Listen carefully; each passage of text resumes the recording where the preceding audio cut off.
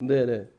우리 존경하는 위원장님께서 회의를 개최해 주셨는데 오늘 사실 저희들이 굉장히 법사위가 반드시 짚고 넘어가야 될 사항에 대해서 회의를 요청했는데도 불구하고 협의가 안 돼서 우리 정부 공무원 출석하지 않은 이런 상태가 굉장히 안타깝습니다.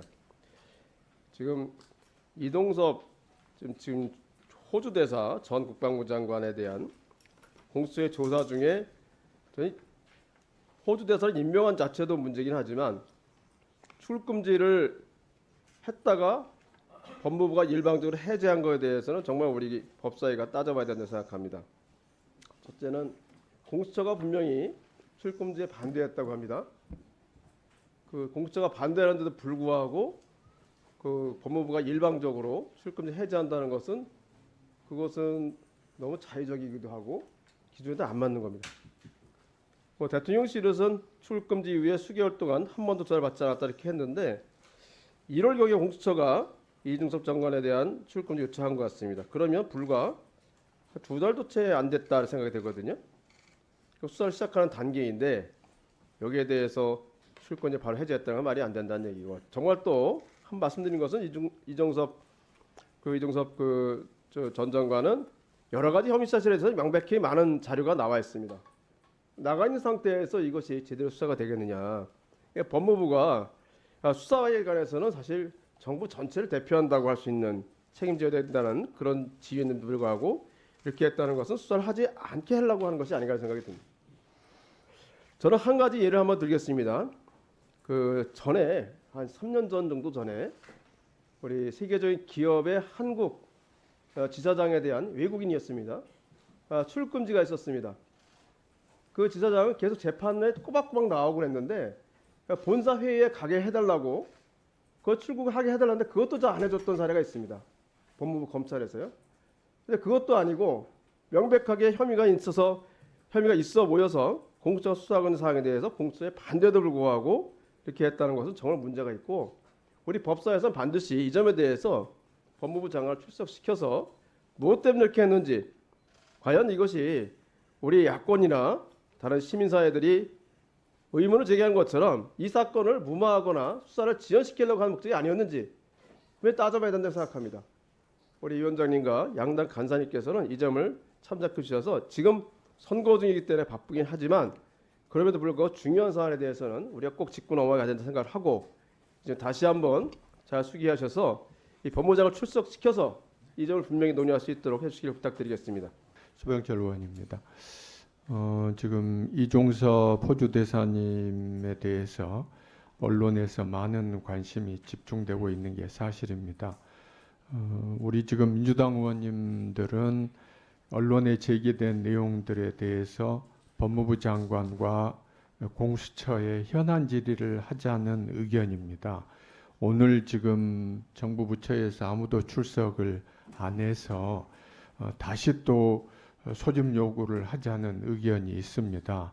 그래서 우리 국민의힘 간사님께서 이 부분에 대해서 좀 적극적으로 고려를 해 주십사는 말씀을 드립니다. 이상입니다. 네, 정점식 간사님. 예, 정점식입니다. 오늘 의사일정 협의도 없이 일방적으로 전체의 개의 요구서를 민주당 의원님들께서 제출한 것에 대해서 굉장히 유감스럽게 생각합니다. 그리고 소 간사님께서 말씀하신 현안 질의와 관련해서는 지금 선거가 한 달도 안 남았습니다. 그때 과연 한 달도 안 남은 이 선거 와중에 현안 질의가 가능하냐라는 부분에 대해서는 제가 굉장히 부정적이다라는 말씀을 드립니다. 지금까지 소위 오늘 회의에 대한, 특히 이종섭 호주 대사에 대한 여러 가지 발언들은 민주당 의원님들께서 군사법원법과 소위 출입국 관리법을 제대로 이해하지 못한 상태에서 나온 발언이라고 생각합니다. 모든 일부 국민들께서는 군사경찰, 그러니까 이전에 헌병대라고 하는 군사경찰이 사망사건에 대한 수사권을 가지고 있다고 오해를 하시는 경우가 있는데, 군사법원법이 개정되면서 군인이 사망한 사건은 민간경찰에게 수사권이 있습니다. 그렇기 때문에 군사경찰은 단지 기초자료만 수집해가지고 민간 경찰에 그 자료를 인계하는 역할만 할 뿐입니다.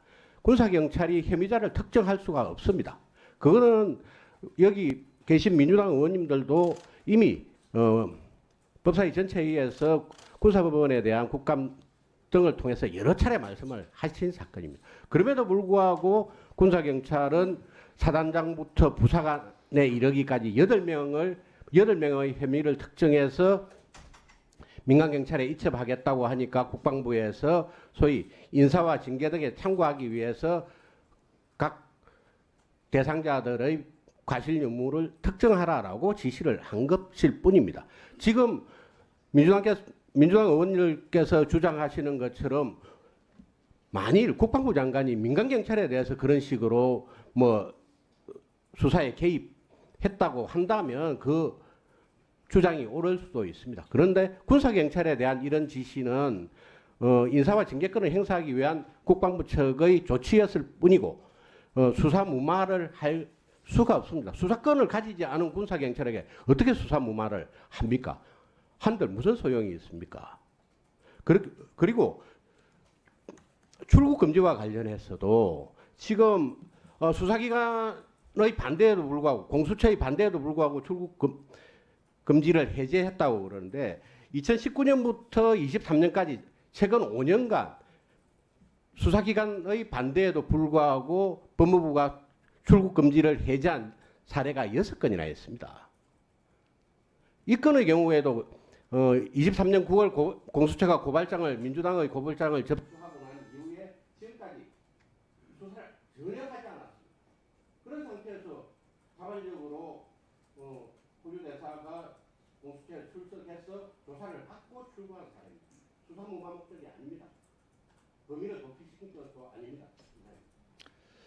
네, 조금 전에 민주당 소병철 간사님께서도 말씀이 계셨습니다. 현안질에 대한 민주당 의원들의 요구가 지금 계속되고 있습니다. 양당 간사님은 이 부분에 대해서 의사일정 협의를 계속해 주시기 바랍니다. 간사님들 간에 협의된 대로 의사진행 발언을 모두 마쳤습니다. 더 이상 회의 진행에 있어서 의사진행 발언을 하실 분이 계시지 않으므로 오늘 회의는 마치도록 하겠습니다. 네.